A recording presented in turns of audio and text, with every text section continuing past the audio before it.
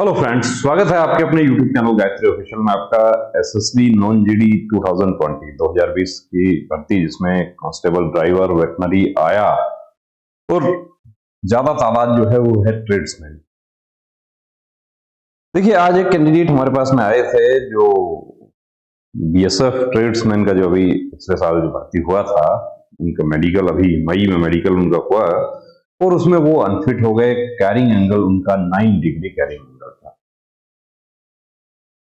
कितने डिग्री का carrying angle fit होता है? अब वो ऑलरेडी सारे पॉइंट्स क्लियर है उनके, सिर्फ एक ही पॉइंट है तो उनका ये डाउट था कि मुझे सिर्फ कैरिंग एंगल ही मुझे चेक करवाना है। उनका बिल्कुल चेक कर दिया, एक्सरसाइज बता दिया कि अब एक ही पॉइंट है, पता है उनको कि मेरा सिर्फ कैरिंग एंगल का पॉइंट है और वो वाकई पॉइंट है। वो 9 डिग्री नहीं, वो 9 डिग्री भी उनका ज्यादा लिख दिया। एक्चुअली उनका एंगल जो है, एग्जैक्ट एंगल 7-7.5 डिग्री ही हो रहा है। क्या किया जा सकता है? क्या 10 डिग्री हो जाएगा? बिल्कुल हो जाएगा, यदि पूरी ताकत से पूरा फोकस करके उस पर एक्सरसाइज प्रॉपर तरीके से करेंगे तो। अब कैसे पता चले कि मेरा कैरिंग एंगल कितना है?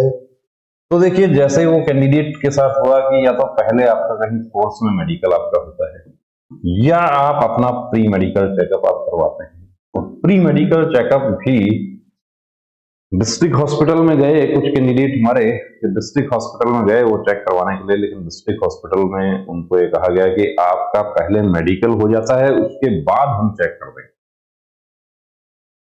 क्योंकि वो पुराना या जो गाइडलाइन था उसकी बात कर रहे हैं। वो सही बताया उन्होंने डिस्ट्रिक्ट हॉस्पिटल में कि पहले यही होता था कि आपका डिटेल मेडिकल जो है, डीएमई जिसको कहेंगे, डीएमई होता है। उसके बाद यदि आपको अनफिट कर दिया तो आप डिस्ट्रिक्ट हॉस्पिटल में वो अनफिट सर्टिफिकेट जो है वो लेकर आप जाते हैं कंसर्न स्पेशलिस्ट जो है। यदि आपका विजन का पॉइंट है तो आई स्पेशलिस्ट से, और उसमें भी कुछ डिस्ट्रिक्ट हॉस्पिटल जो सुपरिटेंडेंट थे उन्होंने ये व्यवस्था बनाई हुई थी कि वो जो मेडिकल जूरिस्ट है उनके थ्रू ही वो होगा, और 3 डॉक्टर्स का वो सिग्नेचर करके फिटनेस सर्टिफिकेट उनको देते थे। फिर फिटनेस लेकर अपील किया जाता था और अपील करने के बाद वो अपील एक्सेप्ट हो जाती, फिर आरएमई होता था। और इस प्रक्रिया में 3 से 4 महीने का अनावश्यक समय इसमें लगता था। तो इसको देखते हुए इस प्रक्रिया को बदल दिया और इस नई प्रक्रिया जो है उसमें है कि कितना समय मिलेगा। अभी भी हमारे 2020 वाले जो कैंडिडेट हैं, क्योंकि जब नोटिफिकेशन आया था उस समय यही अपील वाली प्रोसीजर लागू थी। अभी भी उनको काफी डाउट है कि पुराना जब नोटिफिकेशन आया था उस समय ऐसा था, तो अब क्या होगा? नोटिफिकेशन आया था लेकिन उसके बाद में सभी फोर्सेज ने नई मेडिकल गाइडलाइन लागू कर दी 24 आवर्स। और 24 आवर्स भी यदि देखा जाए प्रैक्टिकली ग्राउंड पर तो नहीं मिलता है कि आज शाम को आपको 8 बजे छोड़ा गया और कल आपको 10 बजे मॉर्निंग में बुला लिया गया, तो कितना समय मिला आप खुद समझ सकते हैं।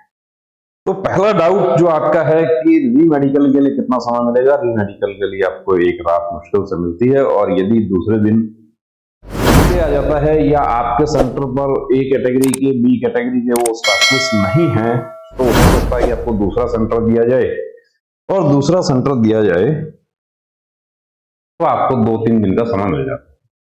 अब मेडिकल कहाँ होंगे? तो मेडिकल देखिए, दिल्ली हो सकता है, इसके अलावा गोरखपुर और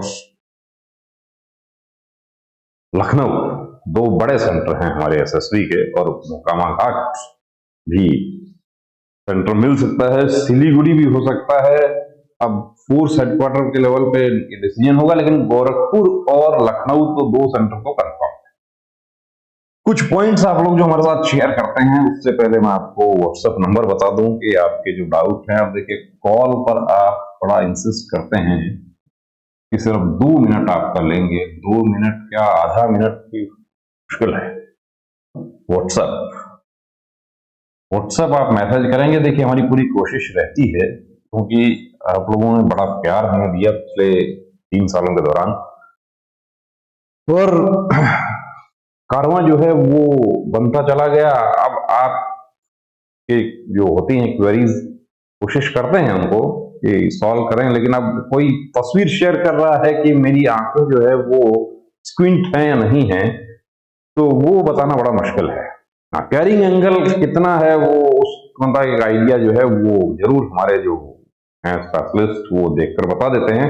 अब उसमें भी डिपेंड करता है कि थोड़ा समय लग जाता है, क्योंकि उनके पास प्री मेडिकल चेकअप वाले कैंडिडेट्स भी आते हैं, इसके अलावा जो रेगुलर उनके पेशेंट हैं वो भी रहते हैं।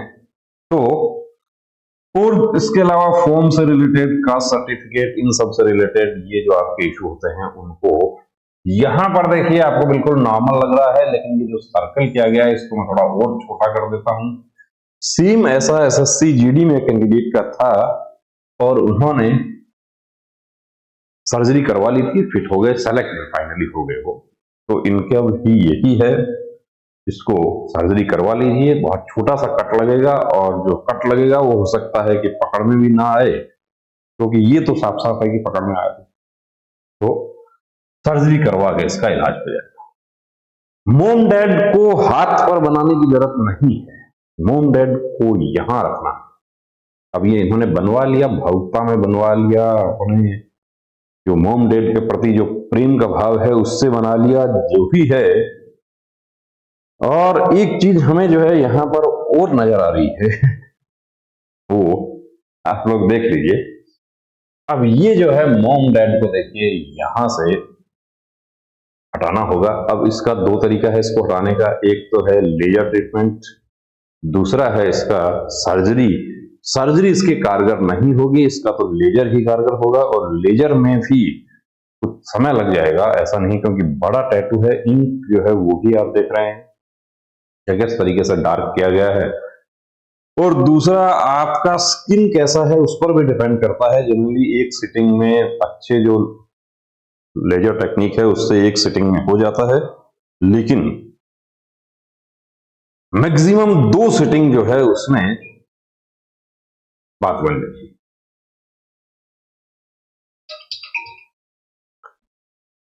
तो ये तो रिमूव करवाना होगा।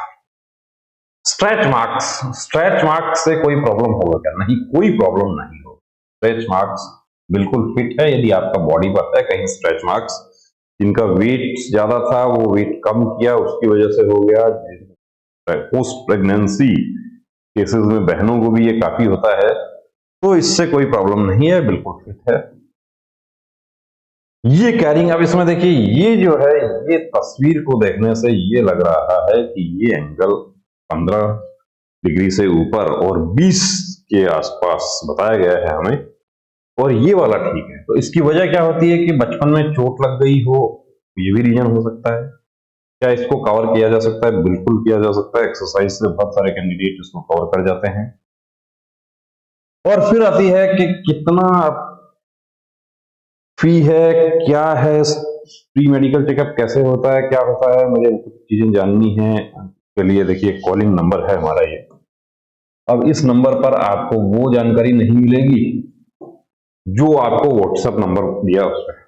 इस पर कुछ हमारे साथी, देखिए आपकी भावनाएं हम समझ सकते हैं, आपकी मनोस्थिति भी समझ सकते हैं कि अभी इस स्टेज में आप आ गए हैं कि यहाँ कि मेरा ये पॉइंट जो है इसमें मैं बाहर हो गया तो क्या होगा। बाहर हो गया तो जाहिर सी बात है कि भर्ती प्रक्रिया से ही बाहर हो जाए। आपका बड़ा अच्छा स्कोर है, एसएससी जीडी में हुआ ऐसा 150 प्लस स्कोर, लेकिन हाइपरटेंशन और टैकीकार्डिया ऐसे पॉइंट हैं। कैंप से बाहर बिल्कुल ठीक रहता है, कैंप के अंदर घुसे वहां एक्साइटमेंट की वजह से ब्लड प्रेशर बढ़ जाता है। ये सब चीजें ध्यान रखनी है। कंप्लीट प्री मेडिकल चेकअप की सुविधा हमारे सेंटर पर उपलब्ध है, उसके लिए मेल फीमेल दोनों के लिए फीमेल स्टाफ भी है, तो वो आपके लिए सुविधा उपलब्ध है। सीकर राजस्थान में हमारा सेंटर है। आप लोग कॉल करके ये भी पूछते हैं कि आपका कोई दूसरा ब्रांच है क्या? नहीं, हमारा कोई ब्रांच नहीं है। आप लोगों ने इतना हमें सपोर्ट किया है कि हम ये एक ब्रांच जो है हमारा, इसको ही हम पूरी तरीके से आपको सुविधाएं आपको दे सकें, तो यही हमारे लिए बहुत बड़ी बात है। तो बने रहिए दोस्तों चैनल के साथ, और कंप्लीट मेडिकल चेकअप के लिए आप इस नंबर पर कॉल करके आप अपॉइंटमेंट ले सकते हैं। बाकी डिटेल्स जो है वो भी आपको इस नंबर पर मिल जाएगी, लेकिन पॉइंट फिट है या अनफिट है वो इस नंबर पर नहीं मिलेगा। दूसरा, आपने जो नंबर आपको बताया व्हाट्सएप नंबर, उस पर कॉल नहीं होगी, तो कॉल का ध्यान रखना है। आप कहते हैं कि मुझे आधा मिनट चाहिए, मुझे 1 मिनट चाहिए, कॉल हम कर लेते हैं, ऐसी बात नहीं है, लेकिन क्या होता है कि वो जो डाउट्स हैं वो जेन्युइन डाउट हो तो कोई बात नहीं, लेकिन इस पर ऐसे भी कॉल आ जाते हैं कि क्या एसएससी जीडी में ज्वाइन करने के बाद दारू मिलती है? दारू तो बाहर भी मिलती है। दारू के लिए एसएससी जीडी ज्वाइन करने की जरूरत नहीं है, कोई भी फोर्स ज्वाइन करने की जरूरत नहीं है। दारू बाहर खूब मिलती है और वहां पर भी आपको पेमेंट से ही मिलती है। कुछ लोगों को ये गलतफहमी होती है कि फोर्स में जाने के बाद फ्री मिल जाती है। फ्री एक बूंद भी नहीं मिलती वहां। तो बने रहिए चैनल के साथ। जय हिंद।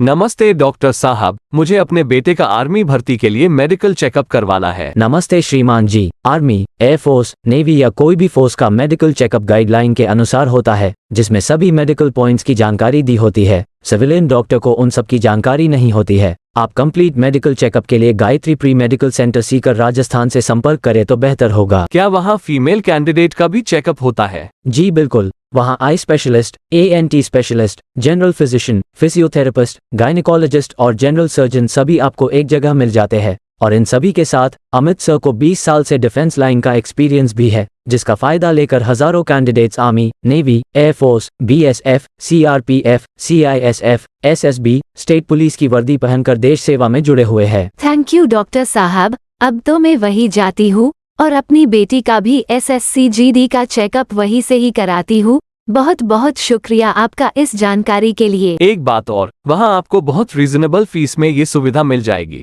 आप 9982877443 पर कॉल करके अपॉइंटमेंट ले सकते हैं। जब भी जाते हो अपॉइंटमेंट लेकर जाना। जय हिंद।